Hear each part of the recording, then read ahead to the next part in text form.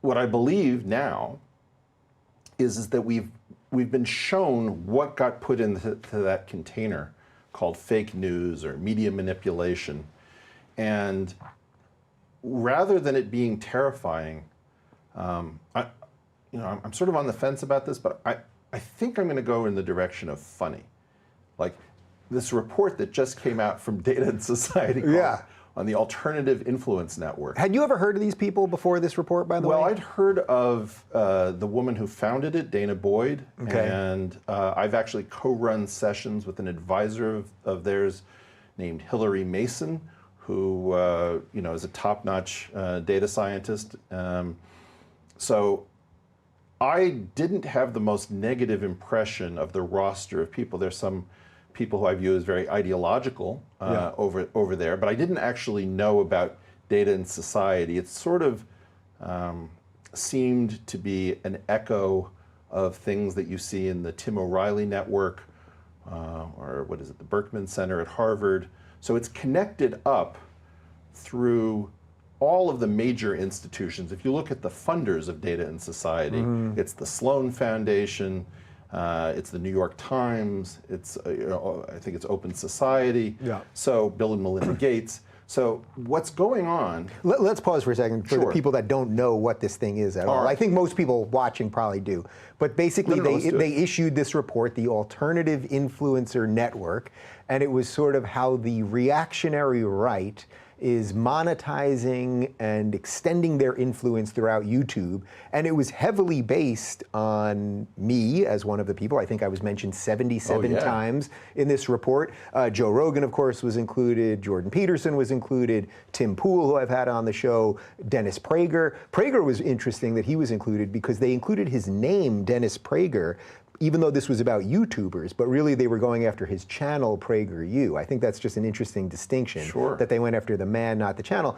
Then there was a series of other people on there that I have no idea who they are. There were real white nationalists, I suppose, on there, from what I understand now. Certainly one. But basically they issued this insane graph linking us all together that looked like 6 degrees of Kevin Bacon on steroids. And there were errors. I mean, I know there's errors even related to me. They didn't have me and Rogan connected. I've been on his show 3 times. You're going to ruin the whole thing. Okay, go ahead. Explain everything that's wrong. Okay, please. There's this. I have a lot to say about this. I know. Well, but the thing is that at first I thought it was like the 80s, and I'd forgotten that we had these channels. Yeah. Three's Company was on there. You couldn't believe it. Well, the funny thing is that before there was no way to fight these things. Like if you couldn't jack into the network of newspapers and radio stations, there was no way to fight back. So all of these things were terrifying. But I noticed that I wasn't a part of this graph. And at first I had this sense of relief. And then I thought, well, I should just go on Dave Rubin's show and become part of the Alternative Reactionary Influence Network as a Bernie voter. Because this is gay pro-choice pot smoking against the death penalty over here. Big right winger. Right. I mean, as fellow, by the way, just as a fellow neo-Nazi, can I ask how you spent Yom Kippur? Oh, it was lovely. I broke it with bagels. Yeah, exactly. I mean, they've got Ben Shapiro on there saying he's a white nationalist. It's so completely insane. Yeah. And that it really doesn't require refutation. What it requires is a middle schooler with an IQ of above 80 and an assignment to say what's wrong with the methodology of this report. Because so far as I could tell, there is no methodology in the report. It's not just that it's got errors. And Can you explain in a report like this, what a proper methodology would be? Because from what I could understand in the 61 pages of this thing, they basically just tried to link us together. This person talked to this person once interviewed this person appeared somewhere with this person, forgetting the errors in those connections. But that, to me, doesn't strike me as a methodology. It strikes me as just human connections. People cross with people. It doesn't mean you're promoting them. It doesn't mean you're secretly working with them or that you're in a network. I mean, that's what they were really going for here, and I think there's a bigger reason for that we're going to get to in a little bit. Well, okay. So what could they have done? Yeah, if you were doing it properly, and you were trying to show here's a small group of people that have created this network to extend these horrible ideas. We are alternative. we do have influence, and there is a part of us that is a network. So, in fact, that's not really where the problem is. What you would do normally is you would set out some list of qualities, characteristics that didn't pick names that you selectively wanted to feature. And you would say, okay, here's what we did. We came up with the following rule. Somebody needs to appear on at least 3 shows. We've done this so that it's exhaustive, and everybody who fits these criteria is listed on this graph, and look what emerges. Or they at least hold certain beliefs, right? Could you do it that way? Or is I'm just trying to say, you're asking me what I would think would be a proper methodology. Okay. So you'd state something that was fairly neutral, that didn't name anyone. And then it would emerge that the network was the solution to the carefully stated problem. And then you'd say, isn't this interesting that when I look at those criteria, it picks out Dave Rubin and Richard Spencer, and it doesn't pick out Ezra Klein and Sarah John. Unfortunately, Ezra Klein does a podcast with Sam Harris. Sam Harris is named in the appendix, but he's not on the graph, I think. Yeah. Noam Chomsky has appeared on Stefan Molyneux. So if you actually put all of the people who would occur as part of a proper methodological discovery of a network, there would be things that didn't go your way. And then there'd be a section at the end that says, we note that the following anomalies are present, people who are clearly opposed to, you might have Linda Sarsour with a node on the network. Right. And you'd say, okay, why is Linda Sarsour 2 degrees separated from Richard Spencer? Right. And then you'd have to say, like, these are maybe some deficiencies, here's some ideas for further research. But the point is that there was nothing like a methodology.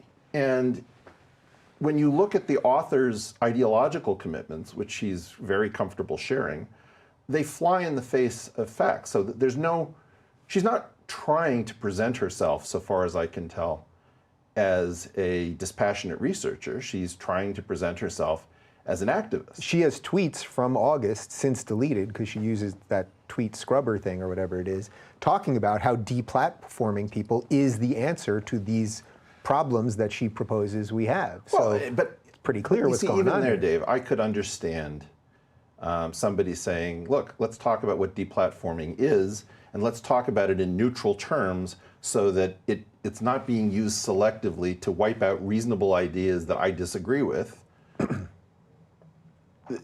There's no pretense, there's no semblance, and that's why I think that this is, I have a different feeling about this than I had expected, which is like, bring this on, give me more. Yeah. Because if you show me who's willing to salute this report, is this going to be featured by the Berkman Center at Harvard? I mean, I went to Harvard. You couldn't turn something like this into a statistics department or a math department and be considered a researcher. You'd be considered a lunatic. And so if Harvard then salutes this thing, that's going to tell us about an ideological commitment. Does the New York Times support this? They're certainly funding this. They're funding the Center for Data and Society. So we know that The Guardian liked it. We know that Vox liked it. BuzzFeed, Wired. I didn't see BuzzFeed, actually. Yeah, BuzzFeed did. I saw New York Times reporters tweeting it, NBC News reporters tweeting it. But did it occur in the New York Times? Because I'm seeing so I haven't seen that. I'm seeing that even the publications who probably would like to find that this report is reasonable know they got to be very careful, because if you embrace this report, it's so bad that you're telling people what your standards are for intellectual discourse. And that's what makes it fascinating. So you want more of this because you believe this will hasten the destruction of the monster we've been fighting, basically. I want to know how I can help them to produce more reports like this. Yeah. You have to understand what the purpose of a report like this is. And I think somewhere, this is my 5th appearance on your show, so I'm probably getting close to winning something. It doesn't get more. You know what? I'll pour you some this. whiskey for the Q&A. Terrific. How about that? There you go. Accept. All right. I brought up this gated institutional narrative, and this is where this report is supposed to slot in. In other words, it's not meant for individual consumption. It's meant to be a citable report. And so it's got like high production graphics, and hey, it's a PDF. PDFs are hard to make. Like, it's not a Word document, because once you fix a PDF, it's locked in. So the idea is you're supposed to be able to hold a conference, let's say under the auspices of the National Academy of Sciences or Brookings or Berkman Center, or whatever it is. And you're supposed to say, well, earlier in the year we had this fabulous report by Rebecca Lewis at the Center for Data and Society, and they're doing some remarkable work about how people are being radicalized, and I think this is very important and pressing. And so you have a big serious conversation in a closed conference, and you release proceedings, and then maybe you'll allow the public in for the final day, and you say, well, thank you all for joining the conversation. Of course, none of those people in the audience is allowed to join the conversation. Right. And that's what the gated institutional narrative is all about, that if you don't own a seat somewhere on the institutional network, you can't get into that conversation. So there's nobody who's going to be in a position to say, you realize that report would not be acceptable at any reasonable middle school as a data project. So that's what someone was hoping for this. But I think even for these institutions, they're going to be a little bit wary because it's so nakedly ideological and so piss poor on the analytics. Okay, so when I saw this thing come out and I called you and I was pissed and I was like, oh, here we go again, just another one of these things. And I was saying, you know, this is just their way of inching us closer to deplatforming. It may be. But you think that's a secondary issue here? Well, what I'm trying to say is, and by the way, thank you for having my friend Peter Thiel on. Oh yeah, no problem. That was great. Yeah, we can talk about that too. You know, Peter has this brilliant way of analyzing things, is that you have something that a powerful entity could do, and then he says, but the level of violence needed to accomplish that goal is probably not something that entity could stomach. Well, I have no doubt that people are fantasizing about doing to all of these people what was done to Alex Jones. Right? With Alex Jones, there's so much over-the-top stuff that a lot of people breathed a sigh of relief. Thank God somebody rid us of that terrible Alex Jones. Now, I'm not going to get into whether Alex Jones is good or bad. No, but putting let me continue slightly. They could try to take the alternative influence network that they have identified off the air. Okay, what would that look like? You've got to somehow get rid of Joe Rogan, Jordan Peterson, Ben Shapiro, Dave Rubin, Sam Harris, et cetera, et cetera. And we've got new kids coming up all the time who are set to be major voices. So are you going to get rid of all of these people? Because if you do that, the only way to do that is in such a visible way. The way they can do this now is harassment through algorithms, where suddenly you don't get the number of views that fit the pattern, you're demonetized, you can't make money, you know, that maybe there's a glitch and you're thrown off the platform, and then they say, sorry, sorry, sorry, et cetera, et cetera. Yeah. So this is just like this, they're harassing us. It's digital harassment. So do you think that we, this IDW crew, whoever this is at this point, do you think we kind of dropped the ball on not offering Jones a better defense, not having anything to do with the content? I've watched maybe 10 minutes of him ever. So put the content aside, but that there was this digital assassination basically where it's like, all right, well, if this guy can't be on Twitter and can't be on PayPal and can't be on YouTube, can he have a phone? Is he allowed to have a phone? Can he have running water at his house? I mean, what is the line? Should Republicans be allowed to use streets? That's a good question. That is a good question. Where are we going with this? I don't know.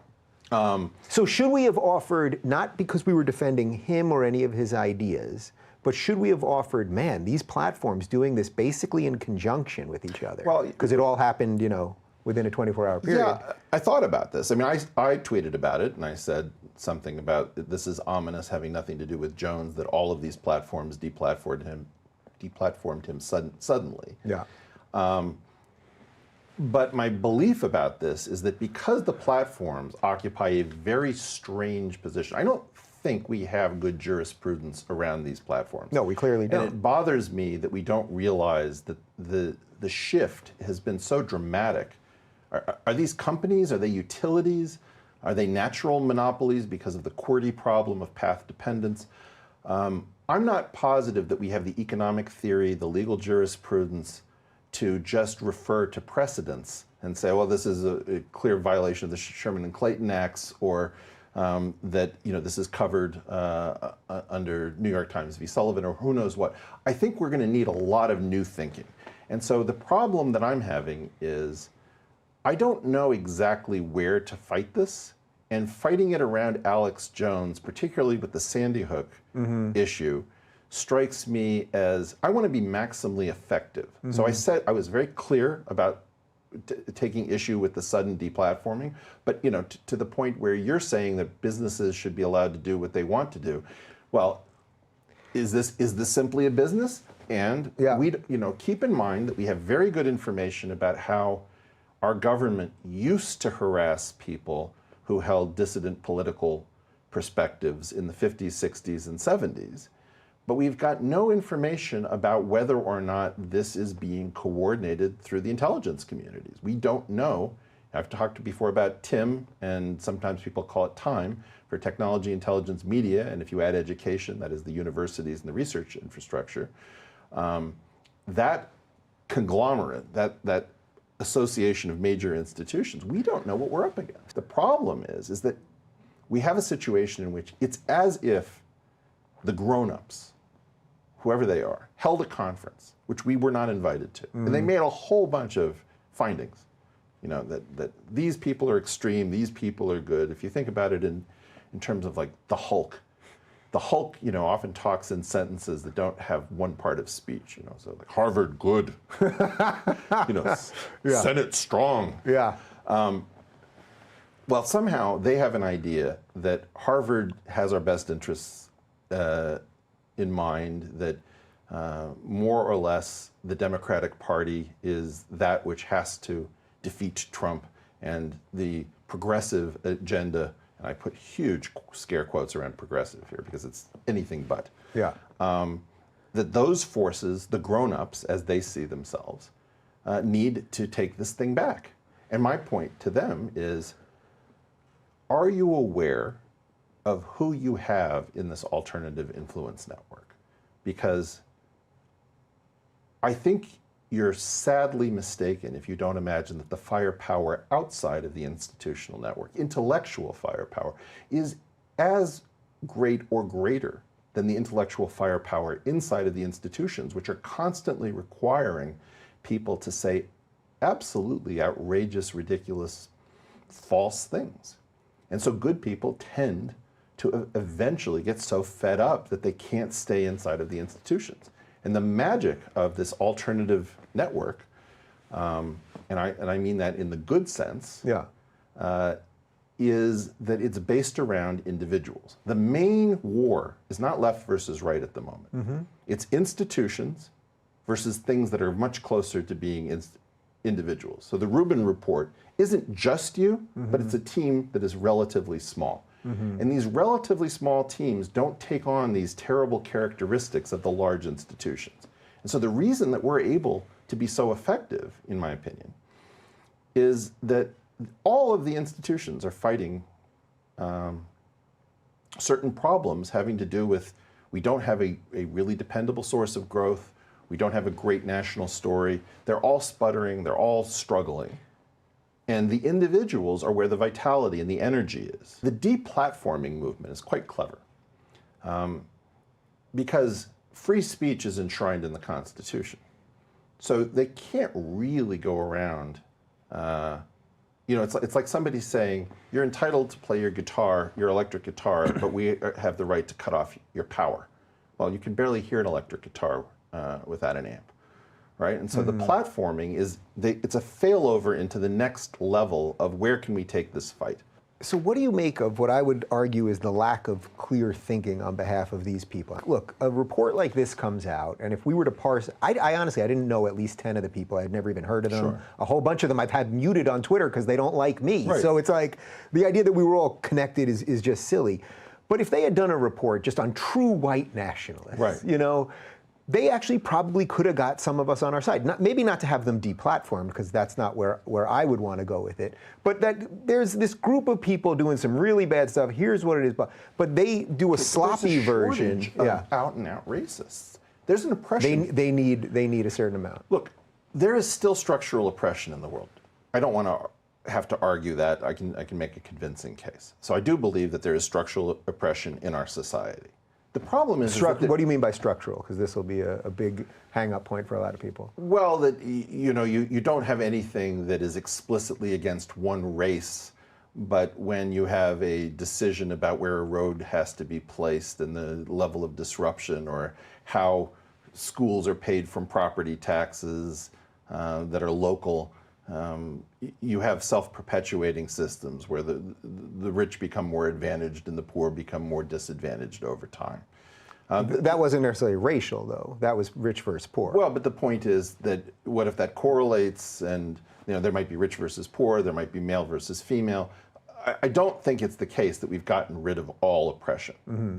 And I just think that would be silly to suggest. And it's important that we not lose sight that because our progressives at the moment are terrible, that we couldn't steelman that point if that was in our interest, and my intention is to do so. That said, there isn't enough oppression to explain all of the phenomena that we're seeing. So I go to the very simple example of top 100 chess players, one of them is female. Now, that cannot be, in my estimation, likely caused by is oppression encoded into the rules of chess? Is it because chess is sort of cryptically male, and that if we did it with Barbie dolls or some other body positive female thing, that girls would suddenly become 50-50? I don't know. I think it's unlikely to imagine that. I don't think that it would have to be 1 versus 99, and maybe it's 20 versus 80 or 40 versus 60. Who knows? But it's unlikely that it's 100% structural oppression. Like, one of my jokes is end oppression in online anonymous chess. Because it's just like... It's all that. Well, so you have a situation where my team guessed wrong. We thought if we could get rid of redlining, if we could get rid of literacy tests, if we could get rid of all of the things that were holding people back that were just nakedly ridiculous, that we would have this much more even society.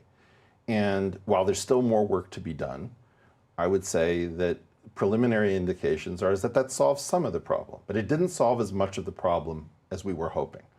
So now you have two very difficult choices. Do you decide that really the problem is that the oppression is super cryptic and it's much, it's much worse than anyone imagines? That's why you're policing microaggressions. Or do you decide, I wonder if there are other factors, and that's kind of disturbing, and I'm scared to even consider that question. And that's the choice that the progressives and the lefties have faced. A tiny number of people who hold these very extreme positions have found their way into the high leverage seats. If you're sitting on the editorial board of the New York Times, that's a high leverage seat. Or if you're a columnist, that's a high leverage seat. Or if you're in the admissions office, or if you're in human resources, or if you are, a judge or a lawmaker. And so people are seeking out these high leverage positions if they hold very radical perspectives, which has to do with alternative logic. I mean, I think I want to say very clearly that the real reason that I'm so dead set against this is that people can't be trusted with this level of epistemic inconsistency. And I've referred to this as the alternative logic network. When the gated institutional narrative issues a report that tries to take you all out, next time, guys, first of all, assign somebody better than Rebecca Lewis, because she just doesn't have the chops yet, maybe in 5 years. Yeah. If you're going to come for us, come loaded for bear, and do it intellectually correctly. My concern is that the next moves are going to be highly personal.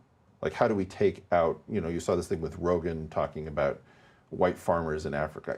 Rogan says some crazy stuff on his show. I'm not sure whether what he said was crazy or not because I haven't looked at this, but I have no doubt that Joe holds some positions that are off. I certainly hold positions that are off, and when I find them, I try to correct them. But suddenly the litany of people going after him as if he's a racist because he even talked about this. Well, yes, and Rebecca Lewis is very adamant that we shouldn't have gotten angry at Elon Musk for smoking dope on the show. We should have gotten angry that Elon Musk went on Joe Rogan because he gave a platform to James Damore and Jordan Peterson. And Jordan Peterson. I mean, doesn't that tell you everything? This kind of bananas inside of this tiny little bubble stuff, they're going to get more sophisticated. So just think about it as a video game. We've been playing with like lots of low-level orcs on level 0, and okay, so then things got ratcheted up. This isn't terribly serious. It's going to get more serious because as the narrative comes to understand just how big these channels are, just how influential they are, let me be open about something. Part of the theory behind defining the IDW has to do with my understanding of how demography works in presidential elections.